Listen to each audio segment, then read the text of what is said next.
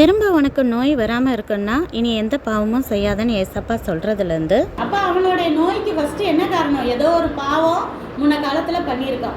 அது எல்லா நோய்க்கும் பாவமே காரணம்னு சொல்ல முடியாது. ஆனால் சில பேரோட நோய்க்கு முன்னோர்கள், அதாவது தாத்தா பாட்டி, அவங்க வம்சத்தில் யாராவது தப்பு பண்ணி பாவம் பண்ணி ஏதோ ஒரு சாபம் வந்திருக்கலாம், இல்லாட்டி அவங்க பெற்றோர்கள் செய்திருக்கலாம், இல்லை இந்த சம்மந்தப்பட்ட நபரே கூட ஏதோ பாவம் செய்து சில பலவீனங்கள் வந்திருக்கலாம். அது போல தான் அவனுக்கு அந்த நோய் வந்ததுனால தான் ஏசப்பா என்ன சொல்கிறார், இனிமேல் நீயே பாவம் செய்யாத அப்படின்னு சொல்லிட்டு அட்வைஸ் பண்ணுறாரு. புரியுதா? இதே போல் நாமும் கூட பாவம் செய்தோ இல்லை நோயிலோ ஏதோ ஒரு பலவீனத்தில் விழுந்து கிடக்கலாம். நம்ம கையையும் தூக்கி விடுறதுக்கே ஏசப்பா இன்றைக்கே எங்கள் வாழ்க்கையில் வாங்கன்னு சொல்லி ப்ரேயர் பண்ணுவோம்.